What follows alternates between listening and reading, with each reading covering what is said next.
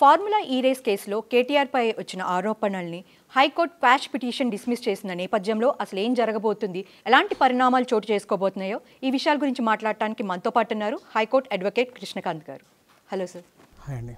కృష్ణకాంత్ గారు, మనం చూసిన గత కొన్ని రోజుల నుంచి అసలు ఈ ఫార్ములా రేస్ గురించి కానీ కేసు గురించి చాలా ఎక్కువగా వింటున్నాం న్యూస్లో. అసలు ఏంటి ఈ ఫార్ములా రేస్? అసలు ఇది గత ప్రభుత్వంలో బీఆర్ఎస్ గవర్నమెంట్లో ఉన్నప్పుడు ఈ ఫార్ములా ఈ రేసింగ్ అనేది అప్పుడు GHMC and municipal minister KTR గారు సారథ్యంలో ఈ ఫార్ములా ఈ రేసింగ్ని పెడదాము, ప్రతిష్టాత్మకమైన ఒక ప్రాజెక్ట్ కింద పరిగణించి దీన్ని తీసుకురావడం జరిగింది హైదరాబాద్కి.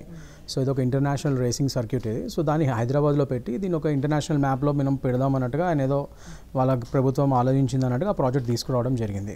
సో ఇవాళ రోజు బట్ ఈ కొత్త గవర్నమెంట్ కాంగ్రెస్ గవర్నమెంట్ వచ్చిన తర్వాత ఆ ప్రాజెక్ట్ని క్యాన్సిల్ చేయడం జరిగింది, సైటింగ్ ద సేమ్ రీజన్స్. ఇట్లానే ఏదో అవకతవకలైన ఫండ్స్లో దాంట్లో అని చెప్పి ఆ ప్రాజెక్ట్ని మొత్తానికి క్యాన్సిల్ చేశారు, స్క్రాప్ చేశారు.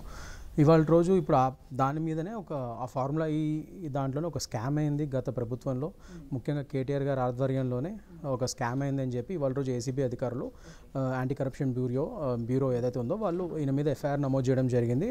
ముఖ్యంగా ఈ కేసు ఏంటంటే దీప్తి గారు, ఫార్ములా ఈ దాంట్లో ఎఫ్ఈఓ కంపెనీకి ఒక కంపెనీకి ఈయన 55 crores మన హెచ్ఎండిఏ నుంచి మళ్లించారు without proper approvals. Generally as per the Reserve Bank of India guidelines ప్రకారం కూడా ఒక ప్రభుత్వ ఖజానాని మీరు 10 కోట్ల కంటే మించి ఇవ్వాలి. ఒక సంస్థకి, ప్రైవేట్ ఎంటిటీకి కానీ ఒక వేరే సంస్థలకు కానీ మీరు ట్రాన్స్ఫర్ చేయాలంటే ప్రభుత్వ ఖజానా నుంచి దానికి ఆర్బీఐ పర్మిషన్ ఉండాలి, క్యాబినెట్ పర్మిషన్ ఉండాలి, ఈవెన్ అప్రూవల్స్ ఉండాలి, అబౌట్ 10 crores అమౌంట్ అయితే. కానీ ఇక్కడ కేవలం కేటీఆర్ గారు ఓవరాల్గా చెప్పారని చెప్పి అప్పటి హెచ్ఎండిఏ చైర్మన్ అరవింద్ కుమార్ గారు, ఆయన కింద ఎవరైతే పనిచేస్తున్నారో ఆయన హెచ్ఎండిఏ నుంచి 55 crores ఎఫ్ఈఓ కంపెనీకి ఈ ఫార్ములా ఈ ప్రాజెక్ట్కి సంబంధించి 55 crores వితౌట్ అప్రూవల్ వేసేసారు, ట్రాన్స్ఫర్ చేశారు. సో దానికి అనుగుణంగా ఆర్బీఐ కూడా దాని మీద పెనాల్టీ వేయడం జరిగింది, 8 కోట్ల ఎంతో. దాని కొత్త ప్రభుత్వం ఏదైతే ఉందో కాంగ్రెస్ ఆ పెనాల్టీ కట్టామని చెప్పి వాళ్ళు చెప్తున్నారు.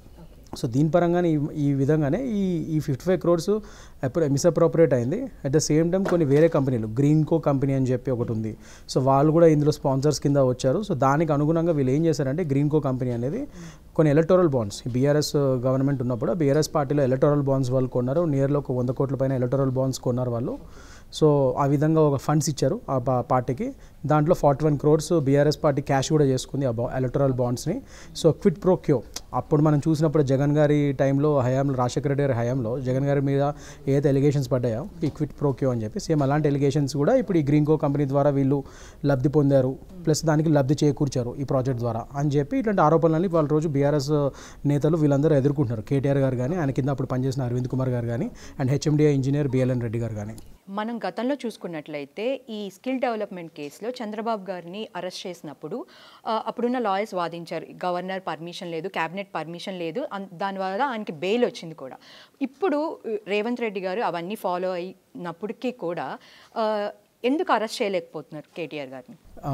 అది గవర్నమెంట్ని అడగాలండి. ఆ క్వశ్చన్ గుడ్ క్వశ్చన్. అది నిజంగా గవర్నమెంట్ అడగాలి. ఎందుకంటే మొన్న మనం చూసుకుంటే ఒక సూపర్ స్టార్, ఒక పెద్ద యాక్టర్ కేసులో, మొన్న అల్లు అర్జున్ కేసులో కూడా ఆయన A11 ఉన్నప్పటికీ కూడా ఆయన ఇంటికి వెళ్ళి అరెస్ట్ చేశారు. అలాంటిది ఇప్పుడు కేటీఆర్ గారు A1 గా ఉన్నారు.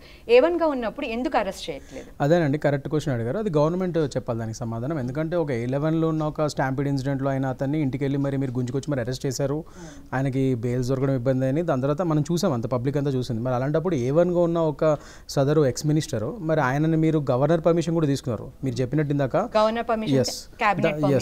అది section 17A of PC act, prevention of corruption act కింద 2018లో వచ్చిన అమెండ్మెంట్ అది. ఆ సెక్షన్ 17A ఏం చెప్తుందంటే ఎక్స్ పబ్లిక్ సర్వెంట్స్ కానీ, ఎక్స్ మినిస్టర్స్ వీళ్ళందరూ ఎవరైనా కానీ వీళ్ళ మీద మీరు ఎఫ్ఐఆర్ నమోదు చేసి ప్రాసిక్యూట్ చేయాలనుకున్నా లేదా అరెస్ట్ చేయాలనుకున్నా గవర్నర్ ప్లస్ క్యాబినెట్ వీళ్ళందరి పర్మిషన్స్ తీసుకొని మీరు చేయాలని చెప్పి ఒక రూల్ వచ్చింది 2018లో.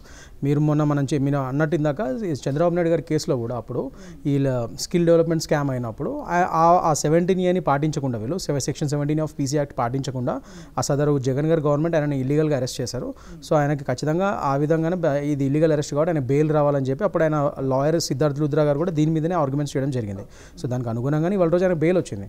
ఇక్కడ ఆ మిస్టేక్ జరగకూడదని చెప్పి ఇప్పుడు ఉన్న గవర్నమెంట్ కేటీఆర్ గారి మీద వాళ్ళ మీద ఇది ప్రాసిక్యూట్ చేయడానికి డెఫినెట్లీ వాళ్ళు సెక్షన్ 17A కంప్లై అవుతూ వీళ్ళు గవర్నర్ గారు పర్మిషన్ ఇవ్వడం జరిగింది, క్యాబినెట్ ఆమోదం తీసుకోవడం జరిగింది, అవన్నీ పర్మిషన్స్ వచ్చి దాని తర్వాత ఎఫ్ఐఆర్ చేశారు. ఎగ్జాక్ట్లీ నా క్వశ్చన్ కూడా అదే అండి. మరి ఇంత మీరు రూల్స్ అని లాస్ అని మీరు కంప్లై అయినప్పుడు మరి ఇప్పటివరకు ఎందుకు అరెస్ట్ చేయలేదు? అందులో ఏవనుకున్న వ్యక్తి ఎవరైతే ఏవన్గా అక్యూజ్ నెంబర్ 1లో ఉన్నాడో ఈ కేసులో, మరి ఆయన ఇప్పటివరకు ఎందుకు అరెస్ట్ చేయలేదు మీరు? ఆయన యాంటిసిపేటరీ బెయిల్స్ వేసుకుంటారు, క్వాష్ చేసుకుంటారు, అన్నీ వేసుకుంటారు. మరి ఆయన ఇప్పటివరకు ఎందుకు అరెస్ట్ చేయలేదు? మరి అది సదరు గవర్నమెంట్ రేవంత్ రెడ్డి గారు చెప్పాలి, ఆయన క్యాబినెట్ వాళ్ళు చెప్పాలి ఇవన్నీ. అట్ ద సేమ్ టైం ఇవాళ మనం చూసుకుంటే దీప్తి గారు, సో క్వాష్ ఏదైతే ఇవాళ కేటీఆర్ గారు వేశారో అక్కడ కూడా ఆయనకి చుక్కదిరైంది. సో అది డిస్మిస్ అయిపోయింది ఇవాళ రోజు. సో ఇప్పుడు డెఫినెట్లీ ఆయనని అరెస్ట్ చేసే ఛాన్సెస్ కూడా ఉన్నాయి. మరి ఇప్పటికైనా ఏసీబీ మరి ఆ స్టెప్ తీసుకుంటే లేదో చూడాలి, వేచి చూడాలి. At the same time KTR గారు ఇప్పుడు సుప్రీంకోర్టులో కూడా స్పెషల్ లీవ్ పిటిషన్ అంటాం, అంటే ఎస్ఎల్పీ అంటే అపీల్కి వెళ్ళొచ్చు. ఈ లోవర్ కోర్టులో ఏదైతే ఇప్పుడు హైకోర్టులో ఆయనకి చుక్కదిరైందో, సో దాన్ని అపీల్ చేస్తూ ఆయన he can go for filing an SLP there in supreme court. And దానికి ఇవాళ మనం తెలంగాణ సర్కార్ ఏం చేస్తారంటే క్యావిట్ పిటిషన్ కూడా నమోదు చేయడం జరిగింది. అంటే ఎస్ఎల్పీకి ఈయన ఒకవేళ వేస్తే సుప్రీంకోర్టులో మాకు తెలియకుండా వన్ సైడెడ్ వాదన వీళ్ళు ఆయనకి ఏమి మీరు రిలీఫ్లు ఇవ్వకూడదు, మాకు కూడా ఖచ్చితంగా తెలియజేయాలని చెప్పి వీళ్ళు క్యావిట్ పిటిషన్ కూడా వాళ్ళు తెలంగాణ ప్రభుత్వం వేసింది. సో అవన్నీ పగడుబందీగానే ఫాలో అవుతున్నారు. కానీ అరెస్ట్ మాత్రం మరి అరెస్ట్ చేసి జ్యుడిషియల్ రిమాండ్ తీసుకొని ఆయన ఇంట్రాగేషన్ ఎందుకు చేయట్లేదు?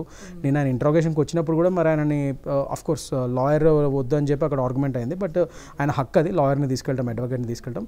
But whatever may be the reasons, anyways that is not going in a proper way. Interrogation అక్కడ జరగట్లేదు కరెక్ట్గా పద్ధతిలో తెలుస్తుంది. మరి అలాంటప్పుడు జ్యుడిషియల్ రిమాండ్ తీసుకొని కూడా చేయొచ్చు. మరి ఎందుకు చేయట్లేదు అనేది సదర్ గవర్నమెంట్ని అడగాలి మనం, జనాలకి అర్థం కావాలి. నెక్స్ట్ ఏం జరగబోతుంది అంటారు? నెక్స్ట్ ఏం లేదండి, there are high chances like ఆయన అరెస్ట్ చేసే ఛాన్సెస్ కూడా ఉన్నాయి. Definitely they can do that. ఈ లోపల యాంటిసిపేటరీ బెయిల్ అవన్నీ మూవ్ చేసుకోవచ్చు. అండ్ ఆల్సో ఇప్పుడు ఎస్ఎల్పీ నేను అన్నట్టు సుప్రీంకోర్టు ఆయన ఎస్ఎల్పీ పిటిషన్ వేసుకుంటారు. సో అక్కడ ఆర్గ్యుమెంట్స్ జరుగుతాయి. ఈ లోపల ఇప్పుడు అవి జరుగుతున్నా ఈ లోపల ఏసీబీ వాళ్ళ ఇంట్రోగేషన్ వాళ్ళు కంటిన్యూ చేసుకోవచ్చు. దానికి సంబంధం లేదు, ఎందుకంటే ఇవన్నీ ఇండిపెండెంట్ బాడీస్ కాబట్టి. అట్ ద సేమ్ టైం ఇప్పుడు ఈడీ కూడా వచ్చింది, enforcement directorate, that works under PML act, prevention of money laundering act. మరి వాళ్ళు కూడా ఇప్పుడు ఈ కేసులో ఎంటర్ అయ్యారు.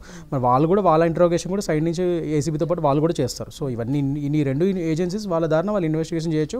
వాళ్ళు ఎప్పుడు పిలిచినా వాళ్ళు నోటీసులు ఇచ్చినప్పుడు ఈయన డెఫినెట్గా దానికి కంప్లై అయితే ఈయన వెళ్ళాల్సిందే, ఇంట్రోగేషన్ కోఆపరేట్ చేయాల్సిందే. That is how it is. Krishnakant గారు, అసలు ఏంటండి ఇది ఒకదాని తర్వాత ఒకటి కేసులు? అంటే ఫస్ట్ అంతకుముందు చూసుకున్నట్లయితే మనం అల్లు అర్జున్ కేసు తీసుకున్నా, ఇప్పుడు కేటీఆర్ కేసు తీసుకున్నా, అట్లా అంతకుముందు ఇంకో కొన్ని కేసులు తీసుకున్నా కూడా ఒకదాని తర్వాత ఒకటి అవుతుంది. అంటే ఇవేమన్నా డైవర్షన్ పాలిటిక్స్ అంటారా? ఏమో అండి, అది ప్రజలను అడగాలి. ఎందుకంటే చూస్తున్న ప్రజలు వాళ్ళందరూ అర్థం చేసుకుంటున్నారు ఇవాళ రోజు. సో నాకైతే ఒక విధంగా అలానే అనిపిస్తుంది. ఎందుకంటే గవర్నమెంట్ ఈ అభిప్రాయం కూడా ఉంది ప్రజల్లో. ఎగ్జాక్ట్లీ, ఎందుకంటే వీళ్ళు ఇప్పుడు మన ఈ సంవత్సరం కాలంలో వీళ్ళ యొక్క పరిపాలన చూసుకుంటే వీళ్ళు ఇప్పటివరకు 6 హామీలని అమలు చేయలేదు. ఏవైతే వీళ్ళు ప్రామిసెస్ చేశారో, హామీలు ఇచ్చారో అవి ఇప్పటివరకు ఒకటి కూడా వీళ్ళు నెరవేర్చలేదు. మరి అలాంటప్పుడు దానికి అనుగుణంగానే వీళ్ళు అవన్నీ డైవర్ట్ చేయడానికి ఏమైనా డైవర్షన్ పాలిటిక్స్ లాగా ఇలా రోజుకొక కేసులు తీసుకొచ్చి వాటిని జనాలని దారి మళ్లించడానికి వాళ్ళని ఇవన్నీ చేస్తున్నారని కూడా డౌట్లు వస్తున్నాయి. జనాల్లో కూడా అది బాగా నడుస్తుంది అవన్నీ డౌట్స్. మరి దానికి సమాధానం కాలమే చెప్పాలి. అండ్ ఆల్సో తెలంగాణ ప్రజలు ఎవరైతే ఓట్లేసి వాళ్ళని గెలిపించారో సో వాళ్ళు చెప్పాలి. So let us wait and see. ఎందుకంటే నాది ఒకటే డౌట్ దీప్తి గారు, ఎందుకంటే వేరే ఒక సెలబ్రిటీ కేసులో మీరు ఎక్కడైతే ఎంత స్ట్రిక్ట్గా మీరు పనిచేస్తున్నామని చెప్తున్నారో మరి అదే చిత్తశుద్ధి మరి ఇక్కడ ఎందుకు లేదు? ఇక్కడ ఇంట్రోగేషన్ కరెక్ట్గా అవ్వట్లేదు. మరి అట్ ద సేమ్ టైం మరి ఆయన జ్యుడిషియల్ రిమాండ్ అలాంటప్పుడు తీసుకునే హక్కు ఉంది. మరి మీరు గవర్నర్ పర్మిషన్ క్యాబినెట్ ఆమోదం కూడా తీసుకున్నారు ఆయన మీద ఎఫ్ఐఆర్ నమోదు చేయడానికి. మరి అలాంటప్పుడు అన్నీ ఉన్నప్పుడు అరెస్ట్ ఎందుకు చేయాలి? సో ఈ విషయం కూడా మరి ఈ సదర్ గవర్నమెంట్ సమాధానం చెప్పాలి ప్రజలకి. సో అన్ని జనాలు గమనిస్తున్నారు. సో ఇప్పుడు లోకల్ బాడీ ఎలక్షన్స్ కూడా అవుతున్నాయి. మరి దీని ప్రభావం ఏమన్నా మరి ఈసారి గవర్నమెంట్ మీద ఇవన్నీ పడే ఛాన్సెస్ కూడా ఉన్నాయి. So let us wait and see. Thank you sir. Thank you. ప్రపంచంలో ఏ మూల ఏ క్షణం ఏం జరుగుతుందో వేగంగా తెలుసుకోవడానికి తొలి వెలుగు వాట్సాప్ ఛానల్ని ఫాలో చేయండి.